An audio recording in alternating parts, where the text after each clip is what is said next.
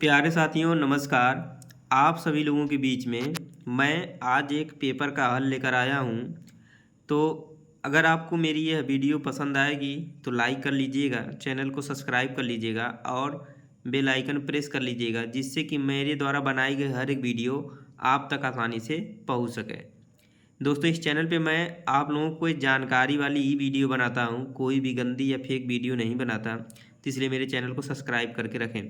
पहला क्वेश्चन है कि भारत के राष्ट्रीय गीत को गाने में कितना समय लगता है? 52 सेकेंड, 60 सेकेंड, 65 सेकेंड या 90 सेकेंड। तो इसका सही आंसर है, आपको याद रखना होगा 65 सेकेंड। 65 सेकेंड का समय लगता है हमें राष्ट्रगीत को गाने के लिए। दूसरा क्वेश्चन है कि भारत का राष्ट्रीय आदर्श वाक्य क्या है? तो आपको याद रखना होगा सत्यमेव जयते जो है यह भारत का राष्ट्रीय आदर्श वाक्य है। तीसरा क्वेश्चन पूछा गया है कि भारत के राष्ट्रीय ध्वज के चक्र में कितनी तीलियां हैं? तो आपको याद रखना होगा कि राष्ट्रीय ध्वज के चक्र में 24 तीलियां हैं। चौथा क्वेश्चन है अंतर्राष्ट्रीय योग दिवस किस दिन मनाया जाता है? तो आपको याद रखना होगा 21 जून को अंतर्राष्ट्रीय योग दिवस मनाया जाता है। पांचवा क्वेश्चन सचिन तेंदुलकर किस खेल से संबंधित हैं? तो आपको याद रखना होगा यह क्रिकेट से संबंधित खिलाड़ी हैं, इन्हें क्रिकेट का भगवान भी कहा जाता है। छठवां क्वेश्चन है कि भारत का राष्ट्रीय खेल किसे माना जाता है? तो खेला तो ज़्यादा चर्चित खेल फुट क्रिकेट है, तो आप क्रिकेट कर देते हैं, लेकिन यहाँ हमारा जो सही ऑप्शन है वह है हॉकी। भारत का राष्ट्रीय खेल हॉकी है। मानव के शरीर का तापमान सामान्यतः कितना होता है? 40.5 डिग्री सेल्सियस। देखिए सारे क्वेश्चन डिग्री सेल्सियस में है, इसका मतलब 36.9 डिग्री सेल्सियस इसका सही आंसर होगा। 98.4 दोस्तों इस ऑप्शन में है, अगर यहाँ पे फ़ारेनहाइट होता तो ये ऑप्शन सही होता आपका। अगला क्वेश्चन है स्वस्थ मनुष्य में प्रति मिनट हृदय स्पंदन कितना होता है? तो सभी को पता होगा कि हमारा हृदय 1 मिनट में 72 बार धड़कता है। मानव हृदय में कितने कोष्ठक होते हैं? तो मानव हृदय में कुल 4 कोष्ठक होते हैं। मनुष्य में कुल कितनी हड्डियां होती हैं? तो दोस्तों आपको ये भी पता होगा कि मनुष्य के शरीर में कुल 206 हड्डियां होती हैं। दूध में कौन सा अम्ल पाया जाता है? तो साथियों इसका सही आंसर होगा कि दूध में लैक्टिक अम्ल पाया जाता है। क्वेश्चन नंबर 12 है कि क्लोरीन की परमाणु संख्या क्या है? तो क्लोरीन का जो प्रतीक होता है वो Cl होता है। इसकी जो परमाणु संख्या है वो आपकी 17 होती है। अगला क्वेश्चन है जल का रासायनिक सूत्र क्या है? तो दोस्तों आपको ये भली बात ही पता है कि जल का रासायनिक सूत्र H2O होता है। जल चाहे किसी भी माध्यम में उपलब्ध हो, बर्फ ही क्यों न हो, उसका रासायनिक सूत्र H2O ही होता है। अगला क्वेश्चन पूछा गया था नीले लिटमस पत्र को लाल कर देता है। तो दोस्तों अम्ल जो होता है वह नीले लिटमस पेपर को लाल कर देता है। कंप्यूटर का सबसे महत्वपूर्ण भाग क्या है? तो कंप्यूटर का सबसे महत्वपूर्ण भाग आपका CPU है। इंद्रधनुष में कितने रंग दिखता है? तो इंद्रधनुष में कुल 7 रंग होते हैं। किस माध्यम में ध्वनि सबसे तेज चलती है? तो याद रखना होगा दोस्तों आपके ठोस माध्यम में ध्वनि सबसे तेज चलती है। निम्नलिखित में सदिश राशि है, तो याद रखना होगा जो आपका वेग है वह एक सदिश राशि है। कैंडिला मात्रक है, तो कैंडिला जो होता है यह ज्योति तीव्रता का मात्रक होता है। कुतुब मीनार कहाँ स्थित है? तो कुतुब मीनार आपकी दिल्ली में स्थित है। ये कुतुबुद्दीन ऐबक द्वारा बनवाई गई थी। आगरा का ताजमहल किसने बनवाया था?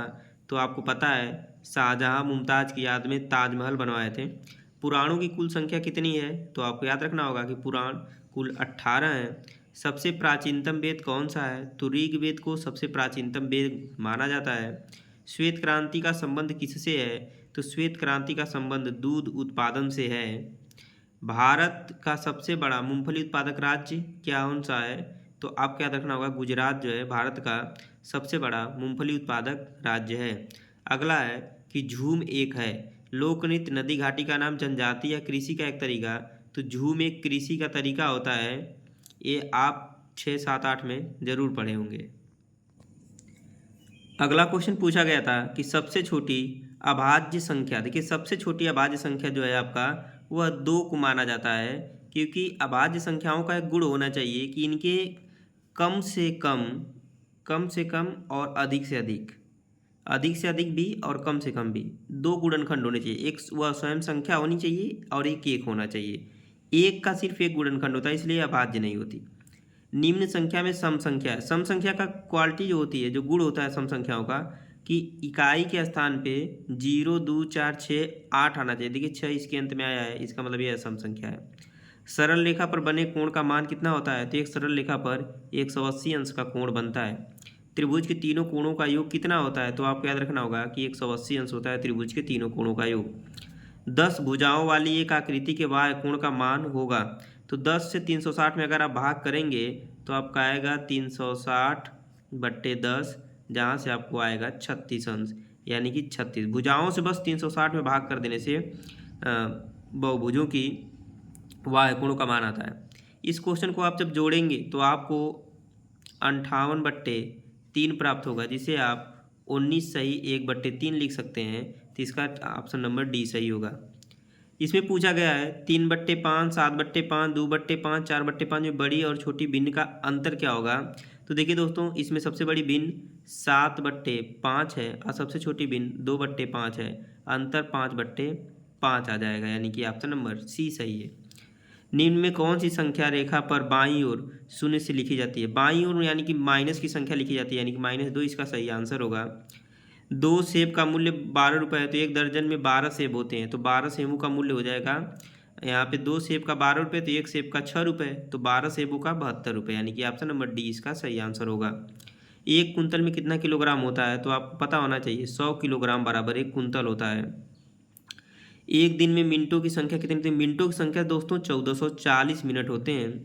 240 का 40% कितना होता है? तो आप जब 240 का 40% निकालेंगे तो बट्टे में आ जाएगा आपका 100। 0 से 0 और 0 कट जाएगा, 24 का 4 में गुणा करने पे आपको मिलेगा 96। 500 रुपये का 5% वार्षिक ब्याज की दर से 3 वर्षों का साधारण ब्याज कितना होगा? तो याद रखना होगा, इसका सही आंसर आपका 75 आएगा, जो कि आपके यहाँ पे दिए गए विकल्प संख्या सी में दिया गया है। दो दिशाओं के मध्य कितने अंश का कोण बनता है? तो देखिए दोस्तों, दो क्रमागत दिशाओं के बीच में आपके 90 अंश कोण बनता है। अगला है वर्ग के क्षेत्रफल का सूत्र क्या होगा? तो वर्ग के क्षेत्रफल का सूत्र होता है भुजा का स्क्वायर। वृत्त के क्षेत्रफल का सूत्र होता है πr²। वृत्त की त्रिज्या और व्यास में संबंध होता है, जो व्यास होता है, व्यास जो होगा वह त्रिज्या व्यास की आधी होगी, यानी कि ऑप्शन नंबर ए इसका सही होगा। एक आयताकार पार की लंबाई 83 मीटर 83 मीटर तथा चौड़ाई 80 मीटर है। पार का परिमाप दोनों को हम जोड़ेंगे तो आएगा 163, 163 का आप दोगुना करेंगे तो आएगा 326 मीटर। 1.25 को भिन्न में बदलना है, तो 1.25 का जब भिन्न रूप होगा दोस्तों 125/100 होगा। सूर्य के प्रकाश में कौन सी विटामिन मिलती है? तो आपको याद रखना होगा विटामिन डी। 1 से 100 तक की संख्याओं का योग होता है 50-50। निम्न में कौन भिन्न है? आलू, सेब, आम, आलू, सेब, ब्लैकबेरी। तो ये तीनों फल हैं, जबकि आलू एक सब्जी है, तो ये भिन्न होगी। निम्न में कौन विद्युत प्रवाह पैदा करता है? तो जनरेटर, जिसे आप जनित्र कहते हैं, इसके द्वारा विद्युत प्रवाह पैदा किया जाता है। डेविड 78 को आधे से भाग करके 11 जोड़ता है, तो अंत में उसको क्या मिलेगा? देखिए 78 में आपको 1/2 से भाग करना है और उसमें फिर 11 जोड़ना है, तो आपको 167 प्राप्त होगा। भारतीय जनता पार्टी का चुनाव चिन्ह क्या है? तो आपको पता है कि कमल। साइकिल समाजवादी पार्टी का चुनाव चिन्ह है। हाथी बहुजन समाजवादी पार्टी का चुनाव चिन्ह है। झाड़ू आम आदमी पार्टी का चुनाव चिन्ह है। तो इस प्रकार से आपका कमल जो है भारतीय जनता पार्टी का चुनाव चिन्ह है। भारत में सबसे ऊंची पर्वत चोटी कौन है? तो इसका सही आंसर आपके पास दोस्तों होता है K2। K2 जो होता है यह इसका सही आंसर है, जिसको ऑप्शन नंबर सी में दिया गया है। यहाँ पे सी में ऑप्शन नंबर सी में दिया गया है। भारतीय संविधान की 8वीं अनुसूची में कितनी भाषाएं हैं? तो आपको याद रखना होगा 22। भारत का राष्ट्रगान जनगण मन किसने लिखा है? तो आपको पता है कि जनगण मन रविंद्रनाथ टैगोर ने लिखा था। गेहूं की फसल कौन सी फसल होती है? रबी की फसल होती है।